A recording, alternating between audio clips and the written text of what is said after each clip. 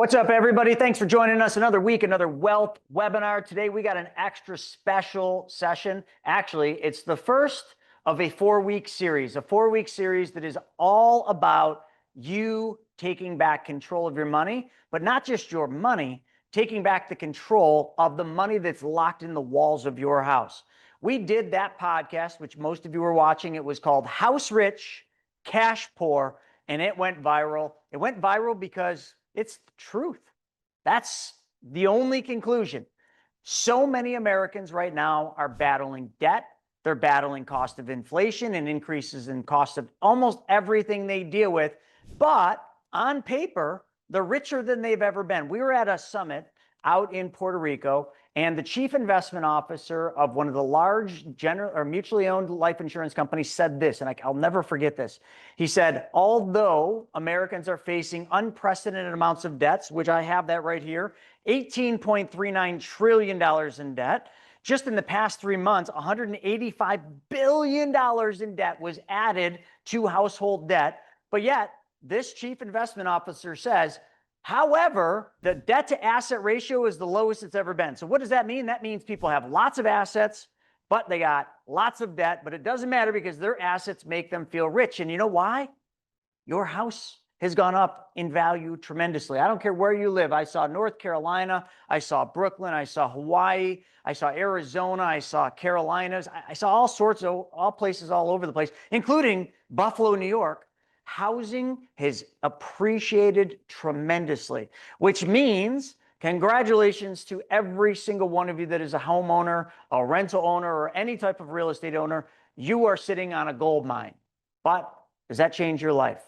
Not at all. Your life is the same as it was before your house went up in value. Matter of fact, the bills actually went up in price. The car that you bought went up in cost. The clothing and the food and the gas and everything else all went up in cost. But yet, you're rich on paper. But yet, every day, you feel strapped. You feel a bit tight. You feel pressure. Hence, why delinquencies are going up nationwide.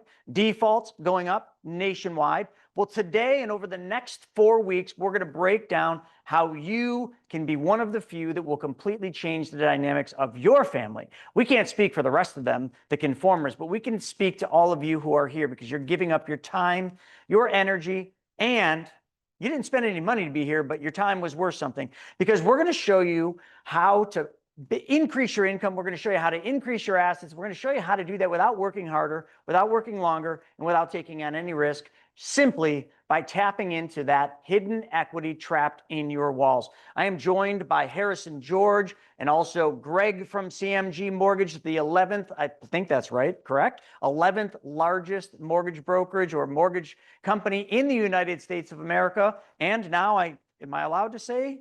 Well, there's something new. Almost there. Almost there. There's something really exciting coming, but we're going to just have to put the little plug in that one and zip it for now. But we're literally going to show you how to increase all of that through your own debts. Your debts are the key to your success. I know that doesn't make any sense to some of you, but that is the truth.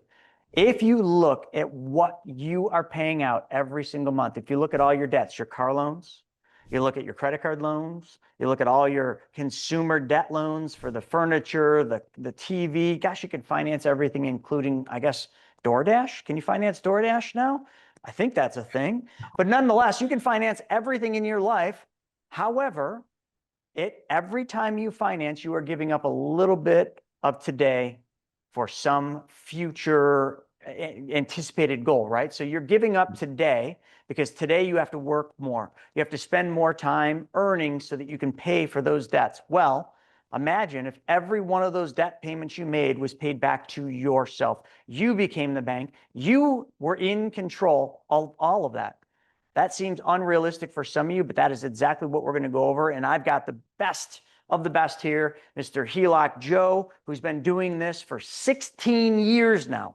So the veteran of our team, Joe Kovacevic, has literally been using what Harrison and Greg are going to talk to you about, which is called All-in-One, a product and honestly a revolutionary product that they developed, I believe, back in the late 90s, if I'm not mistaken. But Here's the thing we did. I got Mr. Craig Yenny on with us, and I'd be remiss not to bring up Mr. Snaggy, although he's usually pretty quiet on these things. Often we'll find him go black, and that Chris, real means fast, I heard you say there's cash in my wall, so I ran out to the garage real fast. I'm ready for you guys to show me. I'm gonna break a wall down here in a second. So I'm here, I'm ready today, but yeah, I'll be answering the questions for you guys. that's perfect. Yeah, we forgot to tell everybody that what they needed in order to access the cash buried in their walls is the sledgehammer. So what we're going to do for a second, we're going to go on a 10-minute intermission.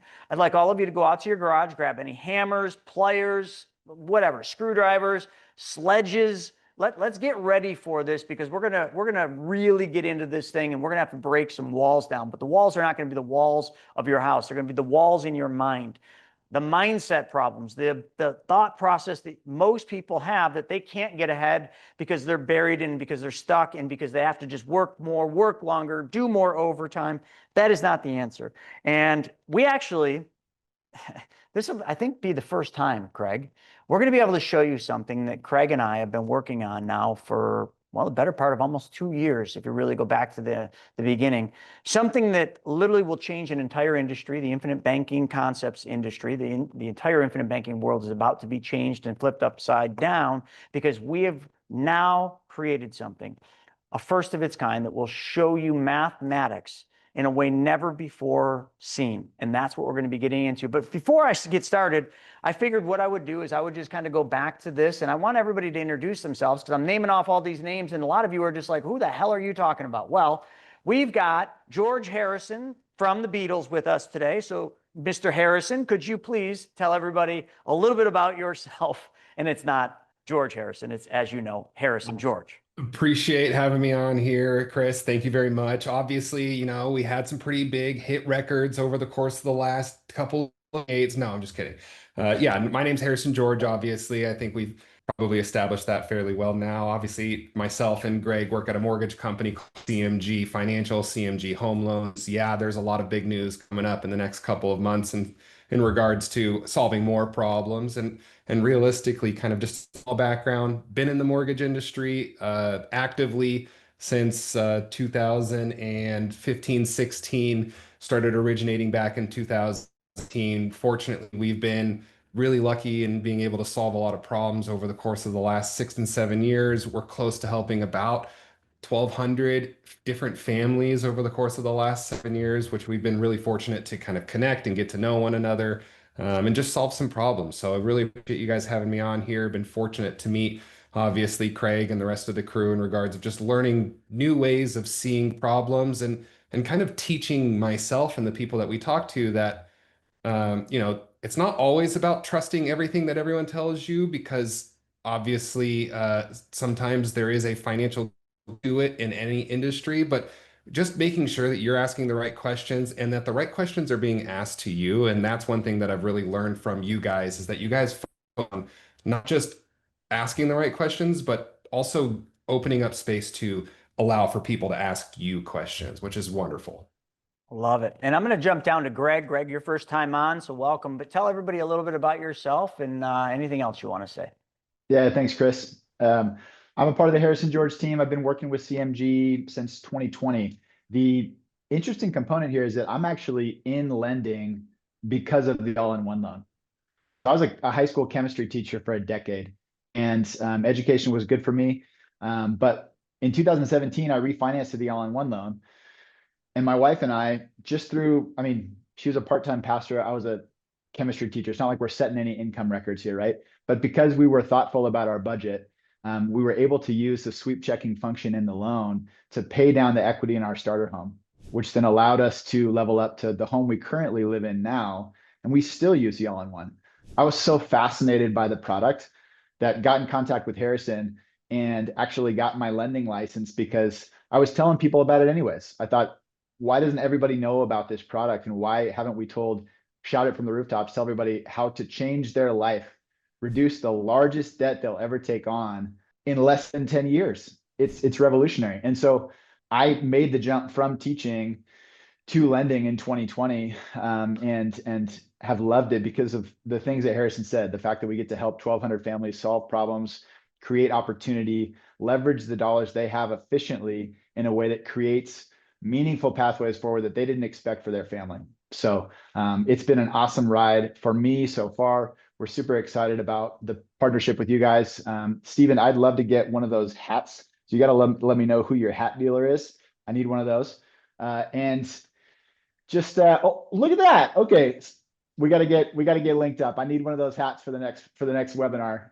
But yeah, man, I'm excited about this and stoked about like I said, the partnership and sharing this with more folks. But what if I told you you'd be better off taking out an all-in-one at, let's just say 8%, and you'd pay a lot less interest? Am I crazy? Man, I'm freaking stupid for saying that. That Chris guy, some of you are like, I'm getting off this. That guy can't even do math. 8 minus 2.5, duh. You're losing money, man. You're losing money, right?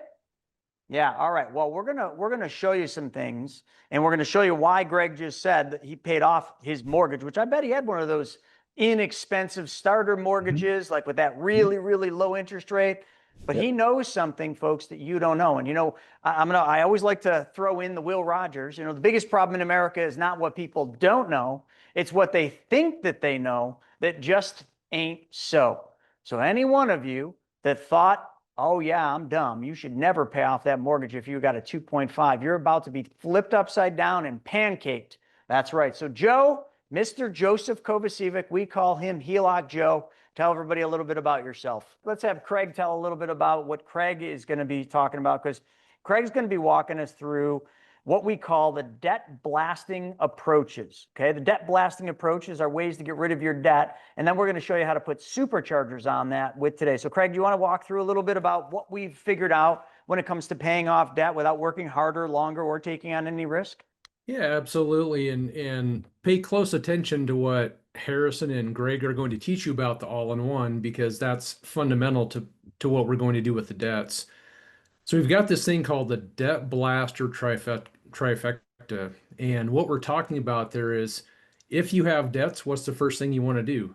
You want to get those things organized and put into the proper order. Chris talked about the snowball, could be the avalanche. Step one is just to get those things classified, because I call that just getting organized and getting efficient.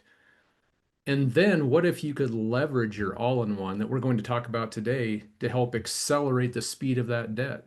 So now you have efficiency by organizing your debts, you have speed by using velocity banking, and the last thing, we want to use infinite banking in there as well. That's the trifecta, so that we not only are efficient and fast, but we're also recapturing and growing wealth all at the same time. We're going to show you that at the end of this presentation, but that's what's going on today.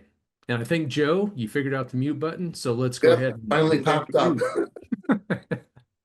So back in 2010, I had the mortgage for the duplex and I had the mortgage for my house. And I'm looking at both of them. The duplex was a 15-year biweekly at like 3%. And the house was at 3.25%. And I'm looking at the amount that is going out per month, and it is nowhere near 3%. It's upwards of 14% when I calculate it out on a monthly basis. And this is outrageous. How does this happen? So the rental income that was coming in was approximately $2,800. It was 12 on the left, and I believe 16 on the right, so about $2,800. The mortgage payment was just over $2,500 a month for that payment. So I had cash flow of $300. Oh, that's great. Well, I go back to the bank and I say, I want a HELOC to pay off this duplex. So I got my first HELOC of $175,000 to pay off the mortgage balance of the duplex. Well, now instead of 25 going towards the mortgage with only $300 in cash flow, the payment went down to $500 because it is now simple interest. So now I have what? Another $2,000 a month going directly towards the principal, and still had a couple $100 of cash flow. Well, what happened to that HELOC? I paid it off in a year and a half. As soon as I did that, I went back to the bank and got a bigger HELOC, $400,000, did the same thing on the house. And then after another year and a half, I had a $400,000 HELOC that what did I start in 2013?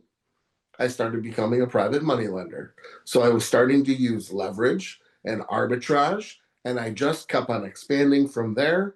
And there should be a few people on here that I've been holding their hand and showing them how to even do this process already. So that's it in a nutshell. I And love it. Joe, one quick thing, what do you call that math that oftentimes used for a regular mortgage? Amortization?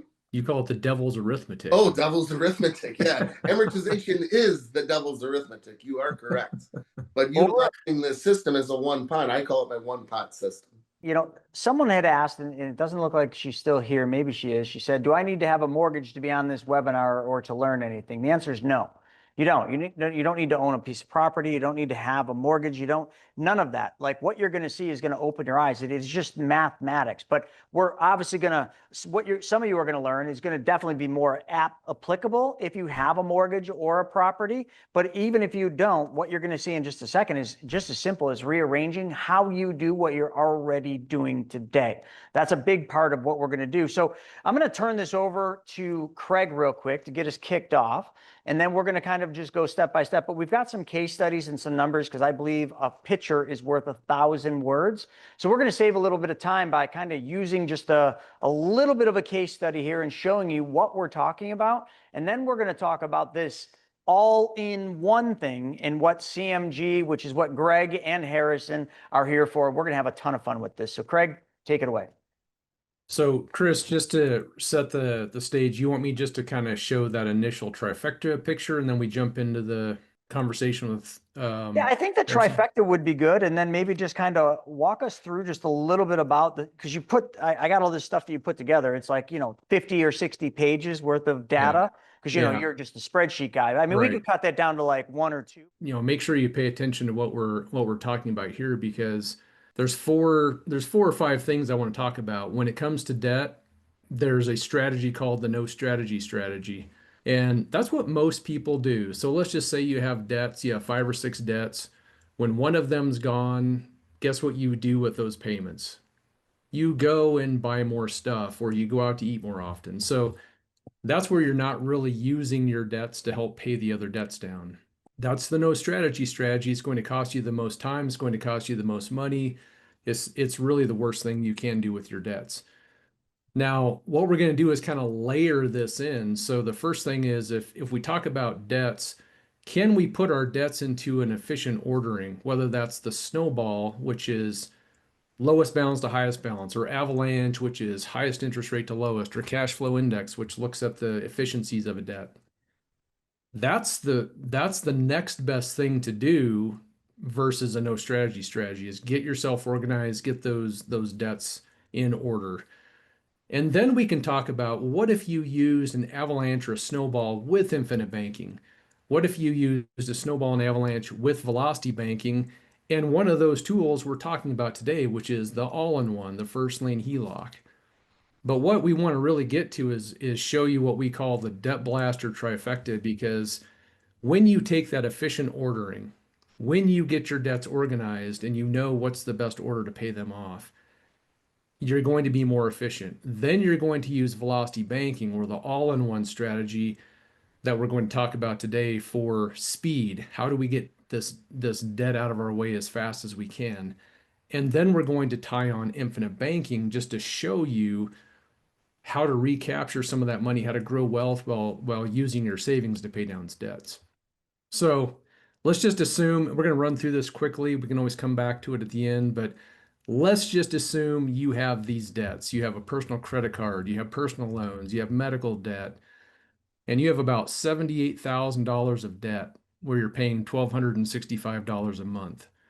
What we've done is we put these into a tool. Chris and I have been working on a project, as he mentioned, for a couple years, but it's coming to fruition now, called the Vault. And the Vault does all the math for you. So we put our debts into the Vault. It organizes those debts so we know if we do the no strategy. Let me just ask you, if that was your debt, how many of you here would like to pay your debts off and it's going to take you 181 months? And out of that $78,000 of debts, you're going to pay almost $30,000. Well, that doesn't sound so good. $30,000 of interest on $78,000 of debt. But if we just simply say we have the ability to organize those debts where we do an avalanche or snowball, all that means is that for 69 months, we're going to be disciplined and we're going to pay down our debts. Instead of paying $30,000 in interest, it's paying $17,000 in interest. So right here, this is already step one to be more efficient.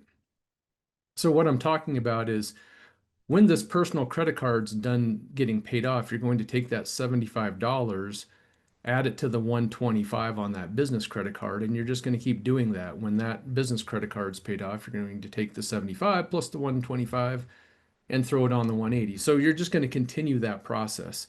That's what we mean by the most efficient order. All right. What does it look like to do infinite banking? This would be where, think about your monthly income. It's coming into your bank account. If you have debts, and part of those debts could be a car loan, you have to continue to pay those car loans or they're going to repossess your car. So out of your monthly income, some of that is still going to be paid into debt servicing.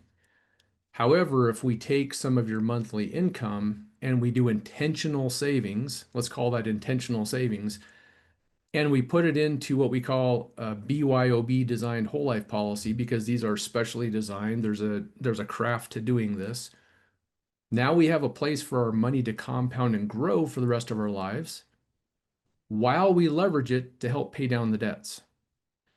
So we have payments going to debts. We have savings going into a policy that we're leveraging to help pay down the debts faster.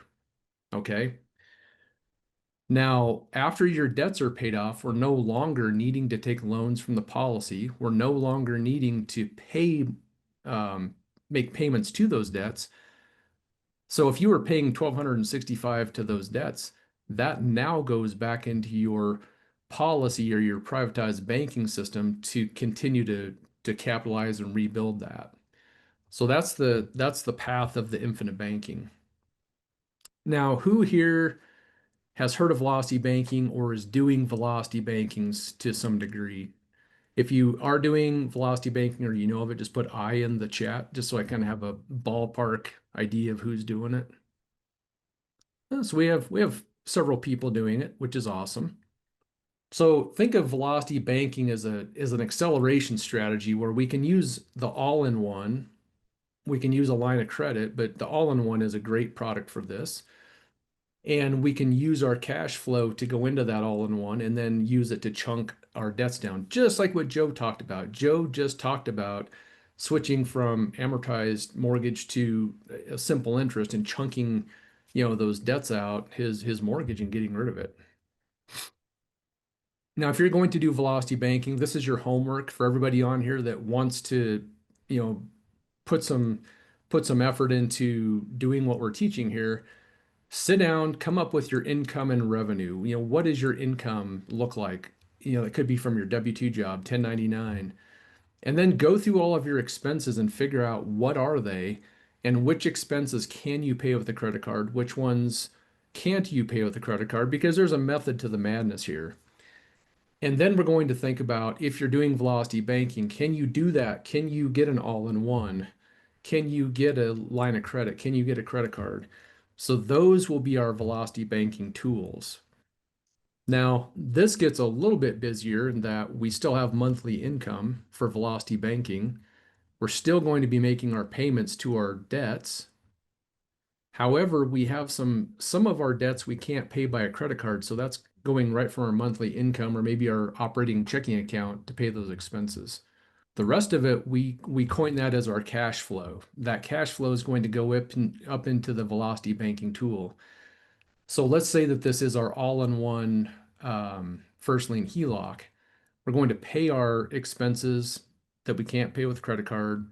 The rest of that cash flow is going up into our all-in-one, which we're then using to chunk down the debts. And we're also using it to pay our expenses. So this has kind of two different ways the money's flowing. One is to help chunk down our debts faster, and the other is to pay our credit cards. Now, once the debts are paid off, we're going to do a similar function, which is to take that same amount of debt payment and just run it back into our HELOC or our first lien HELOC to pay that down.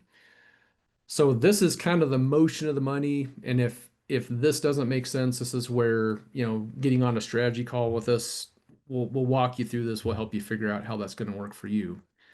But what I really want to get to is show you kind of the aha moment here. Because I'm going to show you for a set of debts, what would it look like if you just became more efficient and did a snowball or avalanche? What if you bolted on velocity banking and then you bolted on infinite banking? And this is what we call the debt blaster trifecta, because you are going to pay your debts down way faster than you normally could, and you're going to recapture some of that money and have uninterrupted compounding interest in your infinite banking system. So you've got efficiency, speed, and wealth building. And that's what we're able to put together with this debt blaster trifecta. All right, so let's take a look at it. The first thing we need to do is get a policy built. And I'm not going to go into great detail on this today just for time's sake, but let's just assume we had a specially engineered designed whole life policy where we were doing an initial $30,000 dump. And guess where we can get some of that? We can get some of that right from our all-in-one or right from our HELOC. Well, actually, Craig, you just, I think, grab the sledgehammer that Steven showed earlier and you just bust the walls out, and the money's right there for that 30,000 dumping, right? Because remember, we said the money's buried in the walls. Yeah, and Steven can show us this later on. He's going to take that sledgehammer right through his drywall. He's going to pull out 30 grand. So I'm looking forward to that. I think some of the folks here are probably like, fantastic. I've been looking for a reason to take that wall out and start this remodel. But actually, we're going to show you a much easier way where we don't have to upset the husband or the wife by tearing walls down. We're going to definitely be able to tearing different kinds of walls down, That's for sure. CMG is the hammer of the day. That's what we're going to call it. So we're going to take that CMG hammer and we're going to get 30,000 to put into our policy as a dump in. And then because we have cash flow, let's say we're going to put our intentional savings of 775 into the policy every month. And I say that's intentional because we want to observe, I think it was 2 weeks ago, we talked about the 6 laws of wealth. The first one is pay yourself. Pay yourself first. So we want to run that money into the policy. That's where we're keeping our savings. Now, I realize this could be, people looking at this go, there's no way I have 775. There's no way I have 30,000. Or maybe you're saying, well, I have 100,000, or I could do 1,000. It doesn't matter because this process is going to work no matter how much money you have. If you're not saving, then we're going to get you to the point where you can create some cash flow and you can save. So if you're not here yet, that's okay. We're going to help you get there. Okay. Now, actually, that's important. Let me hit on that real quick, and then I want to. And before we get into case studies and things, should we kind of take a step back and get more back into the basics and mindset of some of this stuff with Harrison and Greg? Just make sure everybody's on the same page. Yeah. Absolutely. And I wanted to say something too. A lot of folks, I'm reading the chat and seeing what they're saying. They're saying, hey, I need some automation. Hey, I need some help with this. And that's what every one of us are here for, including Joe. And we're going to have Joe talk a little bit about what he does, how he helps people every single day, kind of do this stuff, get them set up. Because listen, I know some of you, maybe 1 or 2 of you understood everything Craig just said and you're ready to go. That's 1 or 2 out of almost 175 people. Okay. For the rest of you, you're probably like, boy, I wish somebody would just hold my hand and walk me through this. And I think that's the step back is let's talk about who your team would be to help put this together. Let's kind of have Harrison and Greg talk a little bit about because we keep saying all in one. Well, some of you are like, what the hell is an all-in-one? So let's kick it back over to Harrison. Harrison, just kind of start us from the beginning. What are we missing here when we know we got the equity? Most folks, I think, based on the performance of that podcast, would agree. I've got lots of equity. Someone on here has 20 million in equity. Okay, so we got people that have no house, all the way to people that have $20 million in equity in their house. How do they tap into that equity? Yeah, I mean, and I appreciate you guys kind of bringing it back a little bit. Realistically, the way to kind of look at what the all-in-one it's really kind of like the rocket fuel to take advantage of all of the tools that Craig was talking about. Because realistically, you can go through the regular avalanche process and probably, as you saw, take 180-month payoff and bring it down to, 860 or 70 months. This is just a kind of another way to slingshot yourself back. And I'm a big proponent of kind of taking a step back, grounding, figuring things out, and then proceeding forward, making sure I'm on the right path. So to kind of give you guys more of a take a step back and let's talk this all-in-one loan program is that, long story short, this loan is essentially it is a refinance. Now, it can be done on a primary, second, and an investment property. There are some nuances depending on primary or second, but think of it as a really, really big credit card. For specifics, you can essentially get access to a line of credit of 80% of the value of your home. So I'm just going to use easy math here. Somebody that has a $500,000 valued home, bought it during COVID and they bought it for $300,000. And they happen to have put 10% down back in 2020 when rates were, the 2.5%, 3% range. They owe $260,000. The home's now valued at $500,000. That individual gets access to a big line of credit of $400,000. So the difference between what their line of credit is and what they owe at any given moment is how much debt payoff, strategic asset acquisition, and so on. Sorry, perfect. So essentially, when somebody is utilizing this loan, most of the people, and I think you talked about consumer debt at the very beginning of this, Chris, consumer debt, to get a little more grounded, I know you did indicate that, yeah, it's gone up about $185 billion quarter over quarter. Well, what's really interesting to me, which is 1% change, I believe, from the quarter prior, total consumer debt, which is at about 18.4 trillion. Broken down between mortgage debt, of the 18.4 trillion, something like 12.9, almost 13% is mortgage debt. If we think about how much mortgage debt is in an interest rate below 4.5%, 5%, you're looking at, or even 6%, something like 80 of total mortgage debt is below an interest rate of 6%, which is insane.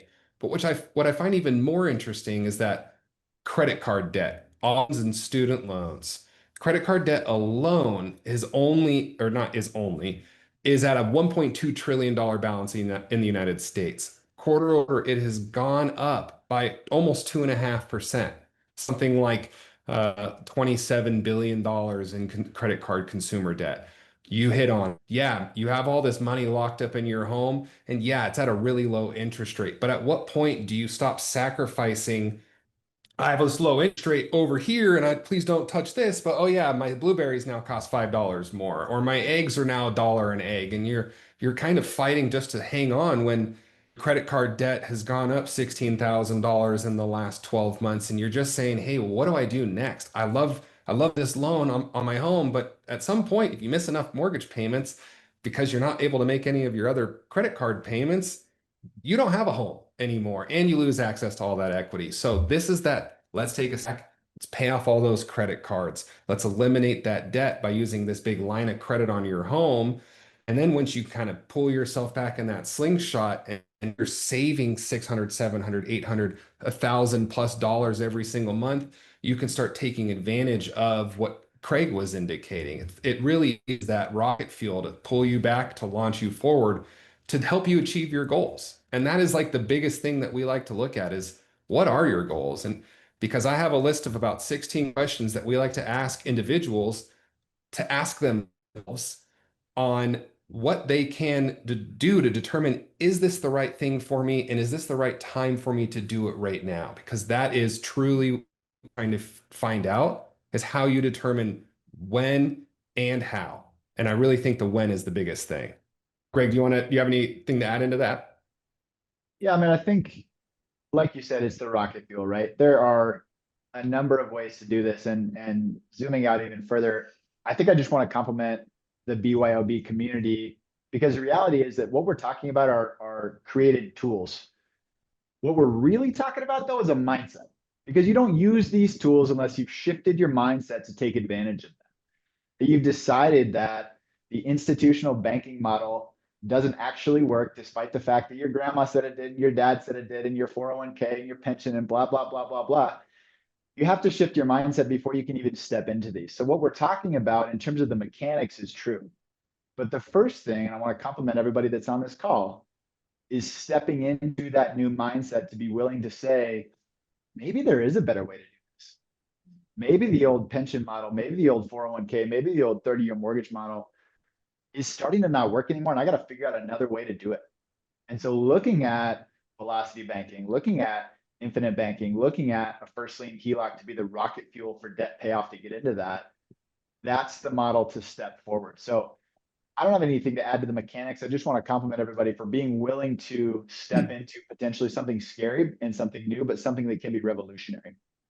Think of, what I'm going to have Joe kind of do this because I think he does a really good job. Some people seem to still be confused as to what all-in-one is. I know we're talking about multiple tools here, right? We talked about the specially designed whole life with this, which is going to make the infinite banking concept more streamlined, more efficient. So kind of table that for right now. What we're talking about is you've got equity in your house and you've got a mortgage, and the mortgage minus the appraised value of your house is your equity. So when Harrison was talking or Greg was talking about it, that's the number that you can get roughly 80% of. So Joe, let me flip this over to you because I want you to really bring all in one home. You've been doing this religiously for 16 years of your life. It has completely transformed how you operate, how you run your family's financial expenses and your financial household. So just break this down to literally, I'm not even going to say a 5th grade level. My daughter is 5, so bring it down to a kindergarten level so she can understand it. So the first aspect that everybody has to know and realize is your house an asset or is it a liability? Most people will think their house is an asset, but it really isn't. It is a liability because an asset pays you. So until we can get the money out of the house, as in the HELOC, and put it to work, your house will never be an asset. So when I first started utilizing just the equity part, because this all-in-one wasn't even thought of back in 2010, from here in Buffalo, so I had to keep my mortgage. When I got the 175, I was using every penny that came into the house. That's my one pot system. My paycheck, the wife's paycheck, and at that point in time, it was the left side and the right side of the duplex also. So all of that was coming into the HELOC at a one pot system. And then as the payments kept on coming in on a monthly basis, what was that doing to the bill, the interest that was going to the bank at the end of the month? That was the velocity. As that bill went down per month, as that money went into the account, less interest was going to have to go back to the bank for borrowing because it is an average daily balance over the 30 days of the month. So that is calculated on the bank end. So if you're getting paid, let's say every week, and on the 7th, your paycheck goes in. On the 14th, your paycheck goes in. On the 21st, your paycheck goes in. On the 28th, your paycheck goes in. What did you do for 28 days? You kept on decreasing that amount that is being borrowed from the bank. And now on the 29th, the HELOC gets paid. On the 30th, you pay the credit card bills. So now only 2 days did it increase. So that is the way for velocity banking inside of that one pot system of how to utilize and be the most efficient with the velocity banking part. All right, Craig, let me have you, because you just put a nice chat in there. Let's explain the difference between what people know of as a home equity line of credit and then what we're talking about here, which is a first lien all-in-one. So can you explain the difference between those two, just so people realize, like, because some people are like, wait, is it a HELOC or is it a mortgage and it's paired together with a bank account? Like, just kind of bring that home so they know the difference. Yeah, and I'll ask Harrison and Greg to jump in as well, but I think when people hear the word HELOC, the first thing they think of is you have a mortgage and you go to the bank and you ask the bank to give you some access to that equity, and that's what we would call a second lien HELOC, because Your mortgage is in first position. If you don't pay that mortgage, the bank has first rights to take what they need to recover. When a credit union or another bank gives you access to some of that equity in a second position, that's what most people know as a HELOC. And that's what Joe was initially using because he didn't have this other thing. And so I think it's really important for everyone to understand that distinction between a kind of a regular HELOC that people know about, which is a second position. You have a mortgage and you have a HELOC. What Harrison and Greg are talking about is completely different, and it's called an all-in-one. Joe calls it the one-pot system. It's because your mortgage and your HELOC are one thing. And so Harrison, Greg, maybe you could just add to that and just highlight some of the differences between those two. Yeah, so I mean, essentially, and maybe it's even taking a further step back. This is a financing tool on a home. And as time goes on, we're working on finding solutions of providing this not just for homes, but providing solutions for credit cards, personal lines of credit, and commercial loans. So that individual that has $20 million in equity, we'd be able to find at some point, maybe in the next year, some solutions on providing the all-in-one for that. Again, it is a refinance or a purchase. If you own a home, whether you have it owned free and clear, or you have a small mortgage balance on your property, essentially it is going to be a refinance on your home. It's not like a standard home equity line, second position home equity line of credit. And I have seen some people indicate some confusion on, well, what's the difference between a first and a second position? Well, I guess the easiest is that, well, if you owe nothing on your home and you get a regular, what you're familiar with HELOC, then that would technically be a second position that just sat in first position. It's the only thing you owe. The reason why it's called a second position is because you don't touch your first mortgage, your 2.5%, and you get this whole other second loan on home, which is some level of debt.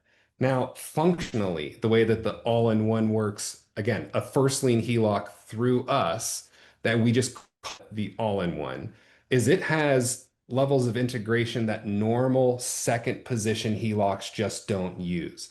That integrated checking and savings, you get debit cards, you get checks, you get the automatic sweeping and the automatic bill pay. So as you earn your money, it works for you. Even while you're using, I wish I had my credit card on me, even while you're using your credit card, you're buying gas, you're buying groceries and diapers, you're living your life. Paired properly, you're taking advantage of just what Joe was saying, the arbitrage of your life and your expenses. So if I got paid today on the 6th of easy math, $10,000, but I know tonight I have to go and buy groceries and gas and I need to go and get new tires and I spend $2,000 today. Well, if I pay it from my checking account, from my actual money that I have, that's a net difference of $2,000. I only had $8,000 go to my home. But if I put it on a credit card, again, credit cards, when not used appropriately, financing tools. Greg discussed it a second ago. You really need to look at how these things operate and fit within the walls, but be as close as you can to the edge of that box, because we don't want to be somebody as a perfectly in the center of the box. Let's use the tools, not let the tools use us. So at the end of the day, I have that $2,000. Well, it's on my credit card. I got points. I pay that till the 25th of the month. So when I get around to the 24th or the 25th, I then pay that $2,000. I just took advantage of almost 20 days of the bank's free money to pay off that thing that I needed to do to advance my life, to get groceries and gas and food and sustenance. So hopefully that kind of gets a little further into just understanding what this is. It is a financing tool on a home. So, and Craig and Joe, I want you both to kind of come in on this. And then Stephen, I'd also like to try to get some of these questions because they are building in, they're really good. So Harrison, how I heard this is, people have income coming in, and today that income comes into a checking account normally, or some bank account. From there, they then pay their bills. Now, let's just say they pay their mortgage, they pay their HELOC, they pay their credit cards, they pay all their bills and their debts from that. So how this works is, instead of just looking at the mortgage, okay, over here, and the checking account as separate, really you kind of combine them. So the checking account and the mortgage are sort of interlinked. So Exactly. if somebody has a mortgage, okay, so let's just say within that mortgage, so they have a mortgage, they owed $200,000, or they bought a house for 200, but the house was worth 400,000. Now I'm not going to do the exact math, but let's just Sure. say that gave them, is this about right? 180,000, would that be about right? 80%? 80% of 400 is 320. So Oh. you'd get 120. 120, sorry. So 120 is effectively the equity. So now Yes. in this all-in-one, their income still goes into a checking account, but the checking account is essentially attached to this $120,000 equity. So like they have access to not just what's in their checking account, but also to the $120,000. From here, they pay their bills, okay? And they just continue to do that. But as they get income, the income goes into the checking account. But the balance in the checking account is effectively whatever's left in the checking is being used to pay down the mortgage on a recurring basis.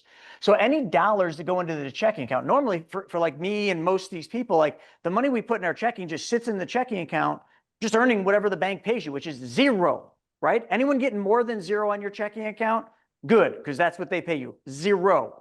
So you get zero money there, but you feel good. That money's there to pay bills. But now the money that goes into the checking is actually reducing the mortgage balance down, actually effectively giving you more equity. So every dollar in your checking account is actually increasing the amount of money you have available. So as you keep putting income or generating more and more income and it goes into your checking, number one, because it's all paying down the mortgage, you're paying less in interest. This is very important. This is what Craig's going to drive home, so I don't want to steal the thunder from him. But because the checking balance is effectively helping pay the mortgage down, you're saving a ton of money in interest. But you're also paying all your bills from here. So it's one central thing, which is, I know some people are getting confused, but it's actually super simple because it's the exact same thing you do today, but you're benefiting in a way that you can't benefit today, whether you got a second lien HELOC or regular mortgage. Everything being in one helps you. So please now, because that's the easiest way I can explain it. Now drive home any of the details, and then Stephen, let's pause and hit questions. I have one. So Chris, let's say there's $10,000 a month that is coming into the house as income.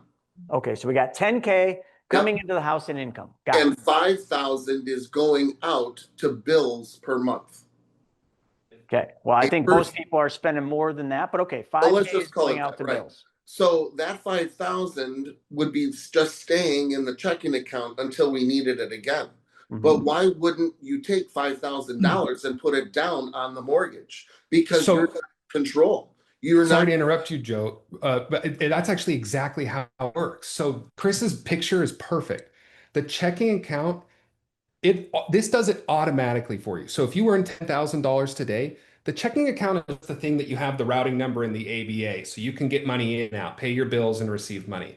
11:59 every single night, the money that's in the checking, every dollar goes from the checking account and gets put into the mortgage, even if you know you need to pay your bill. So all 10,000 gets swept from checking to mortgage. Midnight, you have zero in your checking, but your mortgage balance is now 190 in this example. Your payment at that point is now calculated off 190. So you're saying you're hitting it right on the button. Essentially, it's doing exactly what you're saying, but as efficient as it physically can be. Exactly. So when the 10,000 comes in and the 5,000 goes out, that 5,000 is actually going directly to the principal of the mortgage. A person would never just take $5,000 at the end of the month and put it on the mortgage. What happens if they needed that money? They need the liquidity. They have to have that. With this system, with the HELOC, you are in control. That money goes directly into the HELOC. That money goes directly to the principal of that payment and is still accessible the next day. So everybody, when you're looking at this, remember we were saying you got a house that's worth 400,000. So this is the value of your house. Okay, 200,000 is your balance that's owed on that house. So 200 is your balance, 400 is the value. 120,000 is 80% of your equity. Okay. So I just want you to understand what these are. This is 80% of your equity. This is like the money that's buried in your walls. We'll get to that in a second. Your checking account has $10,000 in it because you just got paid. You know, you got paid for the month working. You got 10 grand. That's in your checking account. At midnight tonight, that $10,000 is credited by CMG or the processing toward the $200,000 balance. So now all that's owed on your mortgage is $190,000, and the interest paid or the interest charged is on $190,000, not $200,000. Now, the $10,000 that was in your checking account at I don't care, at 12:01 a.m., that 10,000 is available to you. You could still use that 10 grand if you needed it, but that 10 grand while you're sleeping isn't needed. So it's applied to the interest. And you might not need that 10 grand for 10 days, 15 days, 20 days, whatever. It's available. It's liquid to you. But when you're not using it, it's crediting against your balance of your mortgage. Okay. You're all in one mortgage. And the elephant in the room, and obviously you're paying all your bills just like you do now, because you got a checking account with bill pay and checks and debit card if you so need it. All that's the same, but you're getting credited for the money you're just leaving in the bank. And that's why it's helping you, because like this is, and also when, and we got to do this, Harrison, Greg, Craig, we have to show them in a regular mortgage, even at 2.5%, they think they're actually paying 2.5%. Some of the folks on here actually think whatever their mortgage rate is, that's what they're paying in interest. You're paying way more than that, folks, because it's amortized, which means in the first 7 or 10 years, the bank is getting all the interest up front, somewhere up around 80% of every mortgage payment. Someone earlier, I can't remember who it was, I'm not going to find it, but they said that they make like $385 car payments every month, and like $50 of that payment goes to the principal of the car. Exact same thing here. But the other thing that we haven't really hit yet is today, for most of you on here, you've got that mortgage, that low interest rate, you feel good, but you still feel strapped every month because you got $120,000. Actually, in this case, you really have $200,000 of equity sitting in the walls, not paying debts down, not benefiting your family at all. This gives you access to an extra, the 80% of that extra hidden money in your walls, which is the 120. How many of you, if this was your scenario, could pay off most or all of your debt with $120,000? Put I in the chat. And then if you then still made those monthly payments, imagine this, and I love it. I got some people putting this in there. If you still made those monthly payments you make on your debts today, you're paying the debts today.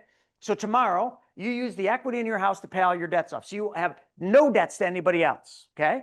But you still continue to make those payments, but you really don't make those payments. You just leave those payments psychologically and mentally. Those payments just stay in your bank account. They just stay in there. Isn't that exactly what would happen? If you paid off all your debts today, where would the money that you used to give the debts go? Your checking account, because you wouldn't have to pay the debts. Are you picking up what we're putting down? That money is now sitting in your checking account, but now it's actually paying down your mortgage. Okay, it's paying your mortgage down by the simple fact that you're no longer making the payments because you used equity. Sorry, I went too far on that. I'm Well, acting like the and Chris, expert. I think I'm there's the expert. You did good, Chris, because, oh, go ahead, Craig.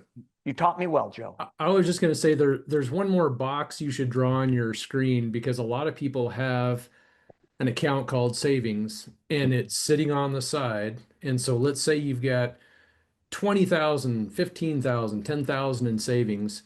We'll go with 20K. And let's say that your banker's, paying you 0.00000001%. Be nice, Greg. Okay. The banker, they got a good banker, man. They're getting 3%. Let's leave Jane alone over there at the bank.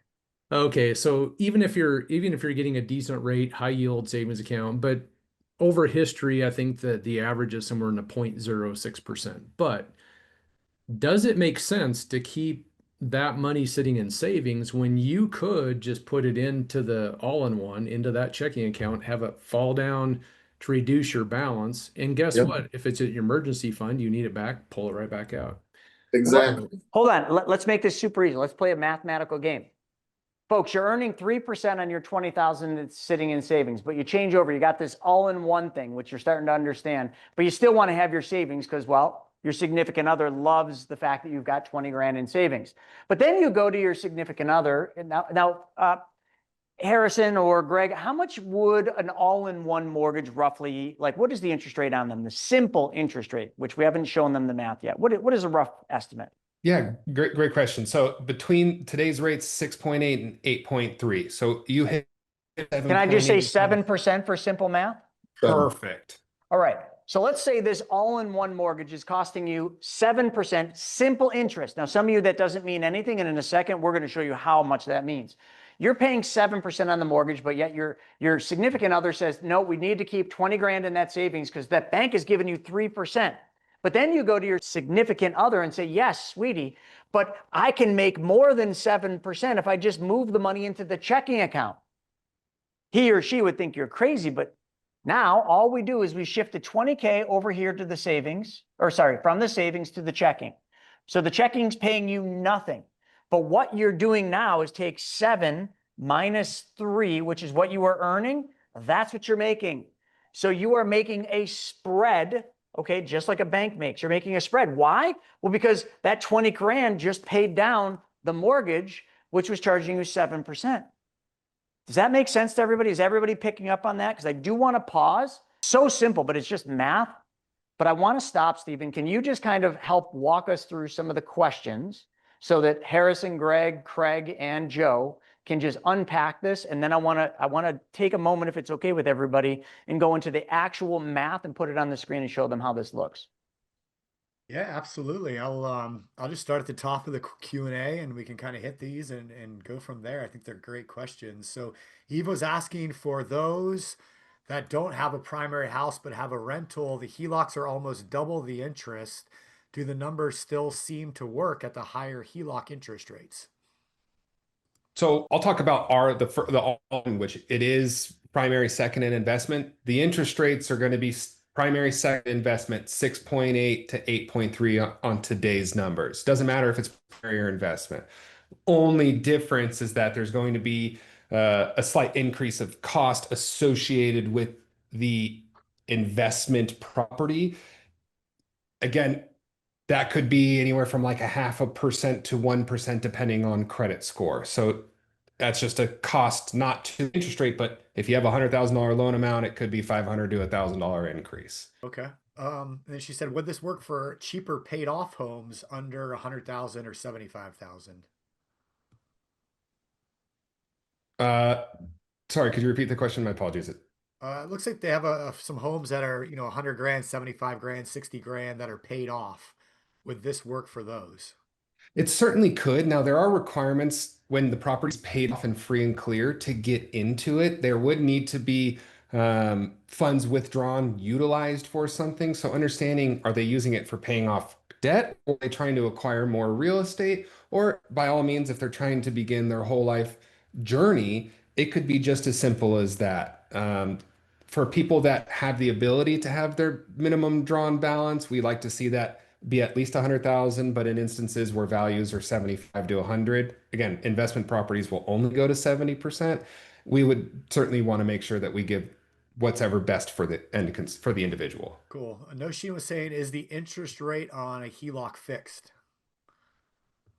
The interest is currently not fixed. It is an adjustable interest rate. We are working on, and we used to have a fixed version, a 3-year with an introductory rate and a 5-year. As time goes on, we're going to be working on bringing that back. There's reasons why we got rid of it. Because we want to lock somebody when the rates are up here, and then over the last 8 months, it's come down here, but that person's now locked up here, and they're going to say, well, what the heck? I was just going to say that, like right now, one of the dumbest things anyone could do would be to lock in a rate at today's rates, because it's pretty evident the Fed is moving the other direction and going down with rates. So you would want an adjustable rate today. And it is simple interest. So the real difference between paying 8 to 14 is pennies. Pennies. It's not like amortization interest rate. Good. Is the all-in-one common in other countries outside the US? So the all-in-one is trademarked, I guess, here in the United States, Europe, Australia. They have this type of program. Not sure of who offers it and what they call it out there. Typically, it's called an offset or a sweep account. If you're I would maybe just type in offset, UK or sweep account UK mortgage, and that's how I would begin my recon. Obviously, you can chat GPT, and it may give you some information as well. All right, cool. Let's see. Anonymous said, if I already have a year-old first lien HELOC at a variable rate of around 7%, are we able to refinance into a fixed loan HELOC? Okay, we already just said not to do that. You know, Does that even matter? I already have a specially designed policy. So it sounds like they're good to go, right? Just need to learn how to use it better, Joe. yeah, let me pull the Q&A. Who is it? Anonymous. Well, So in just a moment, I'm going to share some links where if you're looking to start an infinite banking policy, maybe you're not right for a HELOC or an all-in-one, you don't own property, whatever the case is, we can definitely get a specially designed, infinite banking system set up with you. Become the own bank. I'm also going to put a link where if you want to explore, what an all-in-one looks like along with infinite banking to really, that's kind of like the most powerful strategy. What Joe does, what Craig does, what a lot of people on our team do. I'll put a link on there to schedule with those team members. And then also if you just wanted to go directly to CMG to kind of see what that looks like, what an all-in-one, right, Harrison? That's the link you guys sent us. Yeah, I have that. And in fact, a couple people saying, hey, they're a little lost. Do you mind if I kind of just pull it back and share my screen for 1 second and just kind of walk through what this was just going on the screen, or should Yeah, I go hold ahead and off? I'll hop back to the questions. Perfect. Go ahead.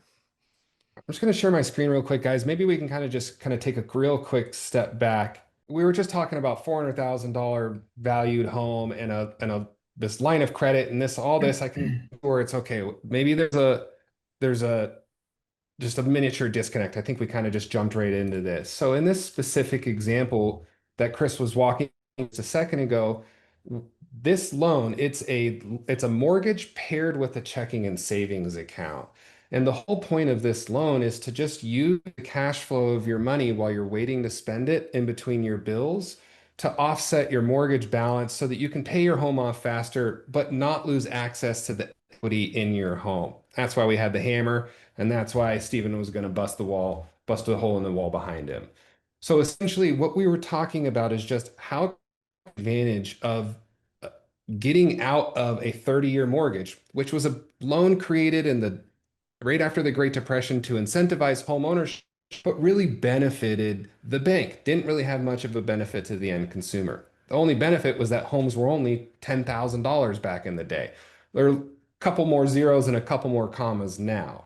So as values have gone up and purchase prices and loan amounts have gone up, the amortization schedule associated with 30-year mortgages just pump a bunch of money into the bank's pocket. What all we're trying to say is, hey, as this family earns their money, they earn their money and it gets deposited into their mortgage balance. Because of how this loan calculates interest over here on the left side, it doesn't charge you daily. It just ledgers each of the payments associated with it on a daily basis.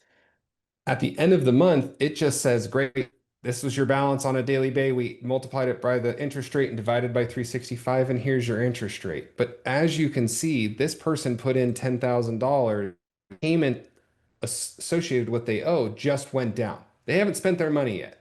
But if we take advantage of what Joe was saying and we pay our bills off toward the end of the month, yes, our balance goes up, but we're now $5,000 lower than where we were at the beginning of the month.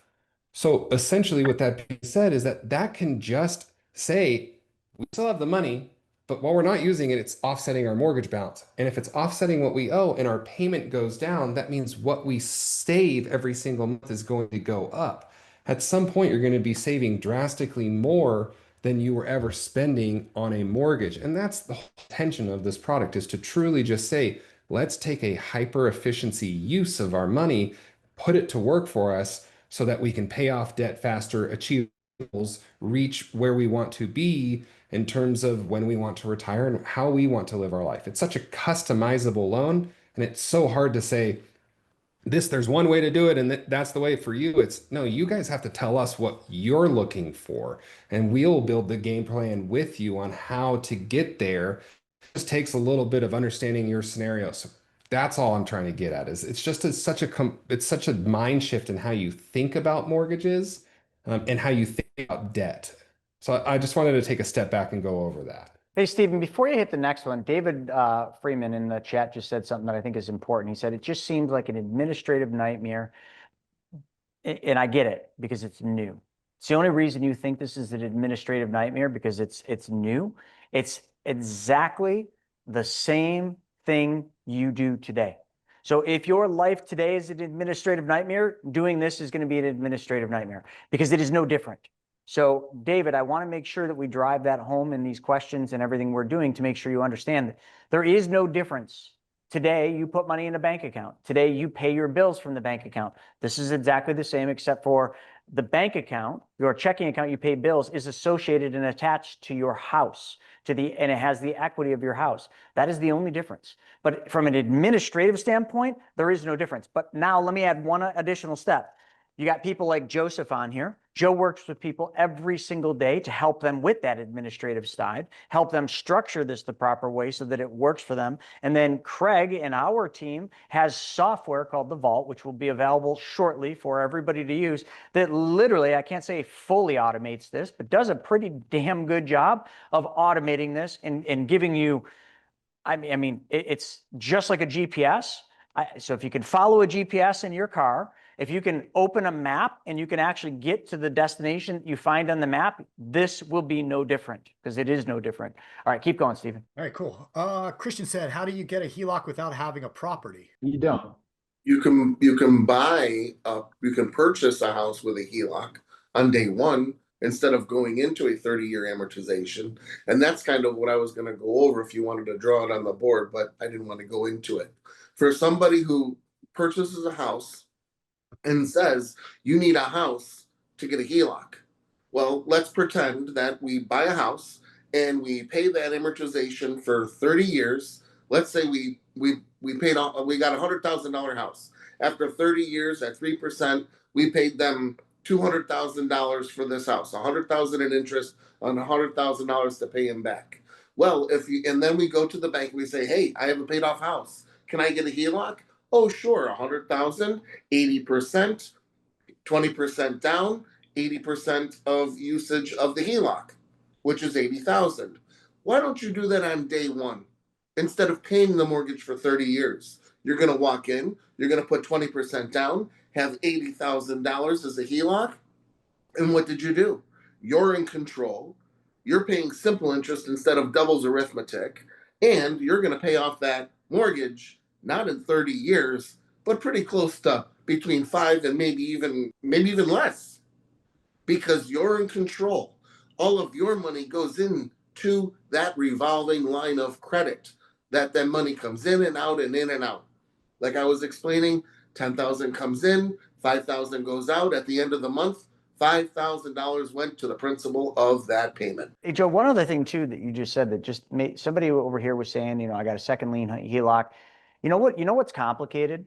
When you got your bank account, you've got your mortgage, and then you've got a HELOC. Now you've got three components you're trying to manage. You want to talk about difficulty? That's difficult. That's why so many people fail when they're using a HELOC to do all this, because it's kind of like juggling. As soon as one ball drops, it starts to kind of unravel. Here, it just packages it up. That's why it's called all-in-one. Now it's just one point of entry and one point of exit. Like everything is going in the same account and going out of the same account. The rest is all just behind the scenes. Yes, there's lots of math. Yes, it's very complicated, but it's all happening with or without you knowing how it works or not. At 12 midnight every day, whatever's in your bank account is sweeping to pay your HELOC, your mortgage down effectively, creating additional equity for you, but also paying less in interest because that's how simple interest works. Then the next day when you wake up, 5, 6, 7 a.m., and you're like, hey, I feel like paying bills before I have my coffee. I say you're crazy if that's how you operate, but let's just pretend. Then you write a check from your checking account, you swipe your debit card, you do whatever, you send an ACH. Great, it just floats back up. You don't need to know how that works. That's the all-in-one's job. That's CMG's job, not your job. So you just need to build the system on the front end, which is what Joe and Craig and our team can do for you. So most people who start or get a second lien HELOC, does not understand this totally, is scared because they have a 2 or 3% mortgage and they don't realize that they're actually paying more than that 8% simple. But like I say, I started this way because I had to back 16 years ago. I needed to get that second because I couldn't get that first lien to incorporate for 400 on day one. I guarantee you, once you go from ladder 1 to ladder 2, you will want to take that 80% lien on the entire house, use your house as collateral to take out those credit card bills, pay off that car, and now it's all living inside of that HELOC. Your HELOC is paying 8%, you're paying 28% on those credit cards. What did you just do? You just paid yourself 20% because those $40,000 in credit cards are gone now. And now you still have leftover money that what? That maybe you can put into an investment. We can put into private money club. And now we have extra cash coming in. Now we have extra cash coming in. You turned your liability into an asset where all of our bills are now living inside of our HELOC. We need to run that to pay ourselves first through the IBC. And now we have the system. Now we have that wheel that just had one spoke. Now we have 3, 4 different spokes in that wheel. And that wheel is now running faster and smoother. And what? Now it's all a system.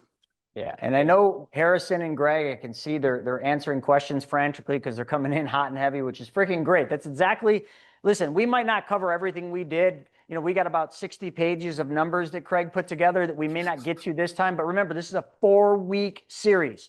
Next week, we're back. Next week, we will pick right up where we left off today. It's important that we get you over this first hump, the understanding of what the all-in-one is, why it benefits you, and why it will put you in the right place to start paying off your debts, getting ahead financially, and doing it with a system that you don't have to change anything you're doing. You just have to follow the system created for you. The other thing too, folks, I just put up in the chat, and we've been putting it up all the entire time, is links for you to book a call. Now, here you have to make a decision. You could just schedule a call to work with one of our money mentors about IBC. No problem. That's the first link. But then you could schedule a call because you want the all-in-one, okay, or a HELOC, and you want to see how that will work with the infinite banking concept, to be your own bank concept. So you click that second link. You want to just speak directly to HELOC Joe here? There you go. There's his contact and his link. Or you want to speak directly to Harrison's team or Greg's team, you click that last one. So we gave you options so that you get on the phone with the person that's going to solve the problem you have. So let's keep going. Sorry, I keep stopping you, Stephen, just trying to kind of get through as much. This is great. The questions are phenomenal. Let's keep going with them. Chris, one quick thing, and I just, as Joe was explaining, moving those debts into the HELOC, I mean, one of the big things we teach here is take back control of your money. And so the question would be, if you have a car loan with the dealership or with the bank, would you rather have that, or would you rather have it in your HELOC and you have a bad day? Because if that debt is in your HELOC and you still have some equity and you lose your job, you're going to have a lot less stress about someone coming up and hooking up that car and pulling it away. Right. So some of it is in being control of those transactions. And then where do you want that debt stored where you can control it and work on it, to the best of your ability? Or do you want it tied to someone that's going to take your thing away if you don't pay for it immediately? So anyway, all right, let's get back to questions. Back to you, Stephen. All right. So this guy's got a mortgage through Freedom Mortgage. Would it be easy to get an all-in-one through CMG? So maybe talk about the process of that. That's a good idea. Essentially, the product is doing a refinance. So if you've ever gone through a purchase or a refinance at any point in the last, let's say, 6 or 7 years, it will be an application. Obviously, if you're purchasing, you're still going to need to do the application, loan documents, credit run, submission to underwriting. We do order an appraisal. The reason being is that most home equity lines of credit based off of something called the county assessed value, usually much lower than what the actual value of the property is. That's usually good because that's how your property taxes are based off of. So you want it to be looked at as low. But at the end of the day, yes, we do order an appraisal, and that's how we determine the line of credit for it. Can the limits on the all-in-one change or be frozen, like when the banks lower credit limits, things like that? Great question. So the short answer would be yes, but the long answer is going to be it really depends on the individual specific scenario. So during 2008, we didn't have anybody's line just get for no reason closed or shut off. Now, for those individuals that had $400,000 or $500,000 of available equity, started pulling out large chunks of money and never made deposits over the course of, a year, 2 years, 3 years, you're going to get a phone call. Hey, what's going on? Is everything okay? Can we talk about this with you?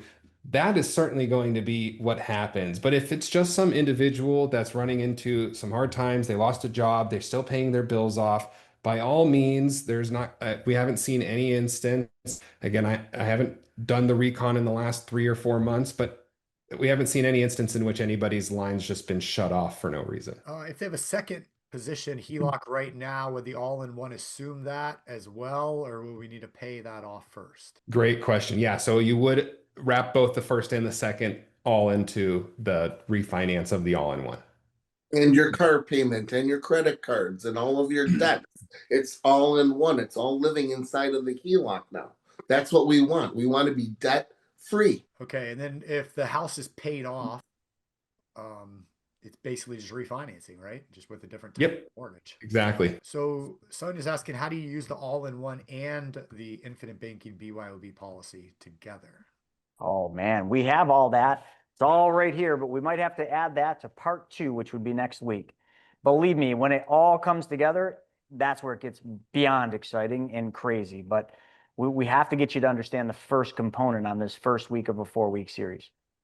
All right. When you do this process, trades do not hinder you much. Garcia said, is this the only for those in debt? Can this be used for investing or starting whole life policies? More. Oh, absolutely. Absolutely. Yeah, we started with debt just because you got to start somewhere. Okay, is there a limit on how much balance on your credit card before you apply for the all-in-one, etc.? Sorry, is there a limit on how much? What? Like if you have high credit card balances.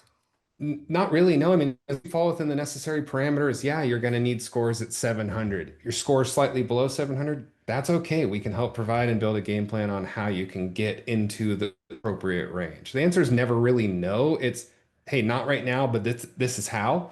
And we'll kind of set you guys in the right direction. By no means are we going to be babying you to, make your credit card payment today. We're kind of expecting that you guys are going to be able to do that.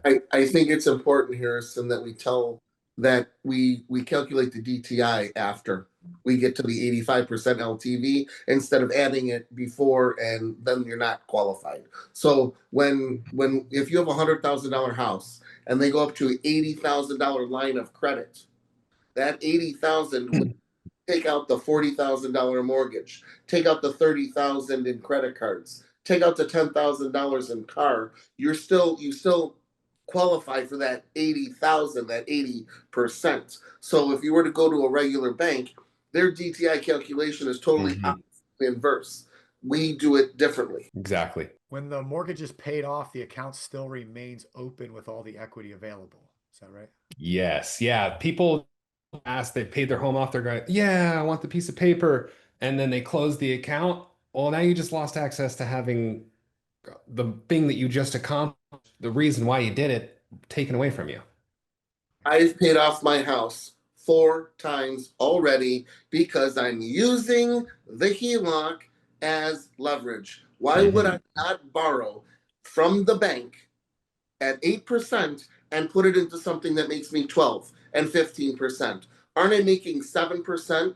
Aren't I making free money, 7%, by borrowing and arbitrage and using leverage? Why would you ever close that and always use it? All right. Is there a maximum loan for HELOC? I mean, depends on what the value of your property is, right? So if your value of your property is, 10 million and you owe $2 million on it, well, there's certainly ways in which we can have a conversation of giving you access to a line of credit, $4, $5, $6 million. At that point, it's really, hey, let's have a conversation. So the answer is, yeah, I guess there are some kind of loose breakdowns on what we would like, but in many instances, they're around that for certain people, because we know that there are some of those people that exist. What happens with your mortgage payment? Does that get paid within the all-in-one loan? Yeah, I mean, so the way that the loan works is that it adds up the payment calculated per day, and then it just automatically pulls it from your available line of credit on the 21st of any given month. Your mortgage is paid off.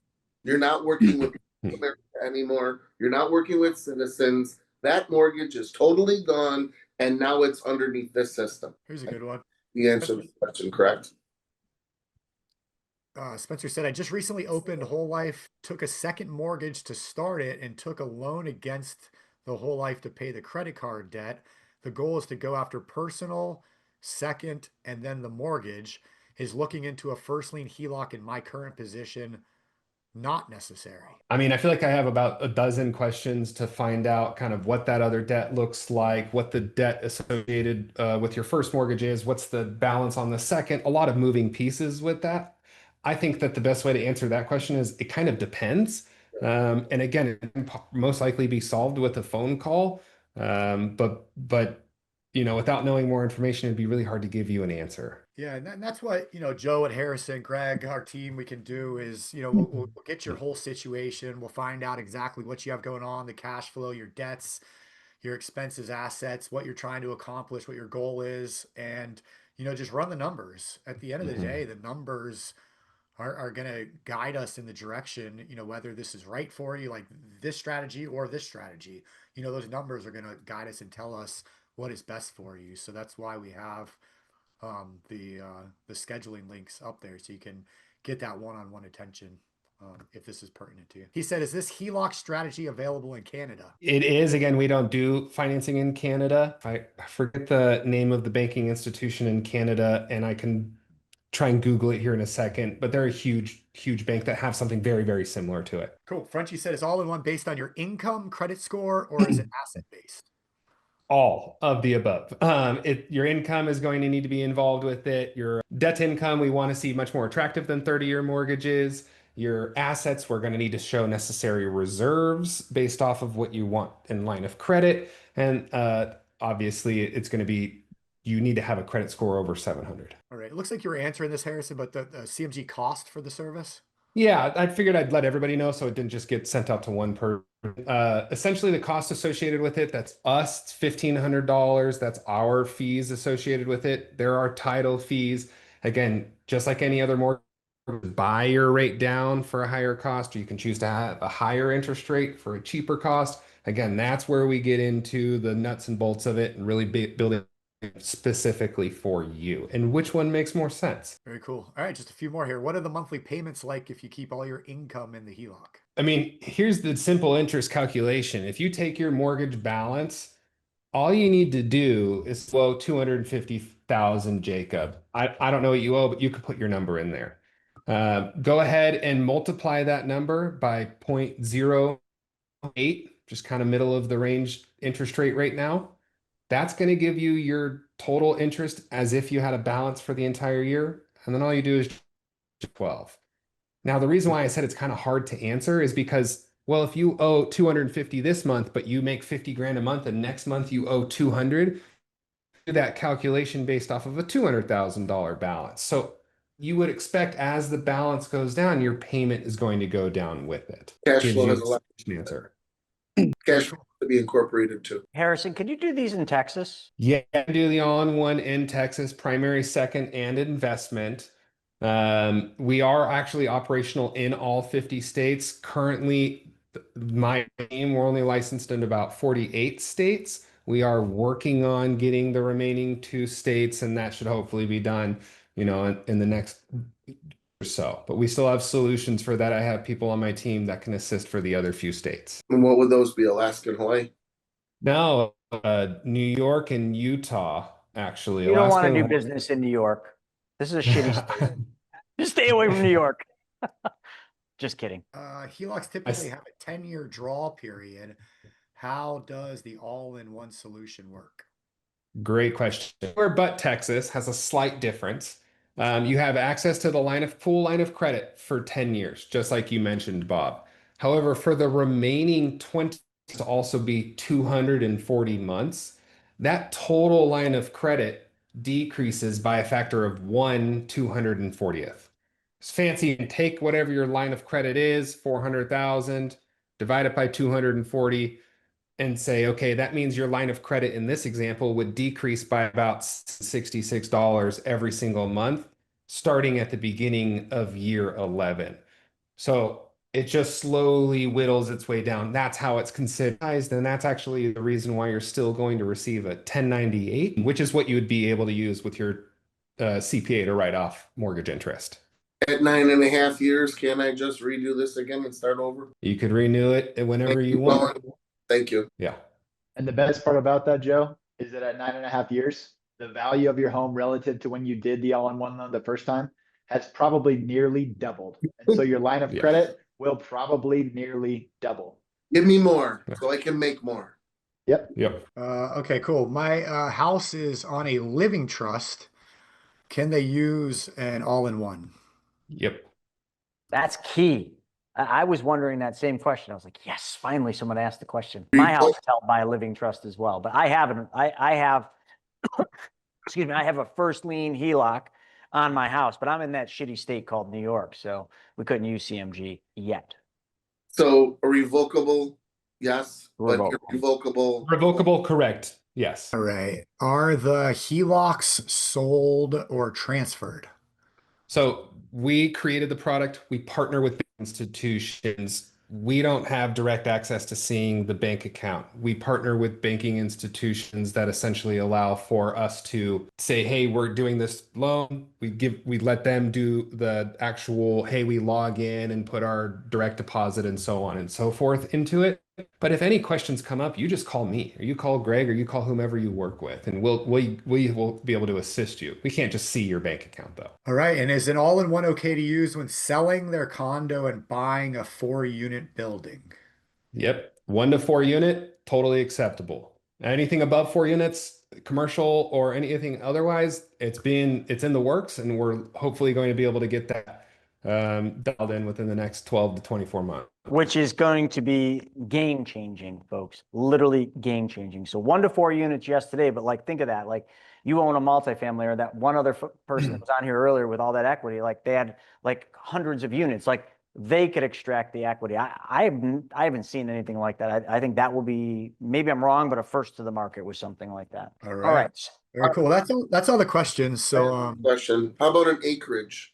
Is there maximum acreage that you go up to on a personal residence? Yeah, so they like to keep it below 10. They don't want it to be like a manufactured home or a log cabin. I'm sure we could probably figure out a way of getting around the log cabin. They also don't want it to be like an active farm saying, oh, I have a house, but I also have 4 acres of chickens. They may kind of run into some hurdles with that. Again, working on solving all of those in the future. But they like to keep acreage below 10. We have seen instances where we can get higher than that, 15, 20, 25. This is again where it's really going to be the customizable. We just need to have a conversation. The benefit of this being a CMG product is that, like Harrison mentioned before, CMG partners directly with the banks that are investing in the all-in-one. By no means can we just do whatever we want, right? There are guidelines that rule this process. But in some instances, we can pursue something like an exception on 12 acres, 15 acres, if the rest of the file has strong compensating factors. And that's where, working with the Harrison George team, we advocate for those things to try to solve problems rather than being the guys in the bank that just say no. So is it a blanket we can do it? Absolutely not. But are we willing to try, and are we willing to make things happen and advocate for our customers? Yeah, for sure.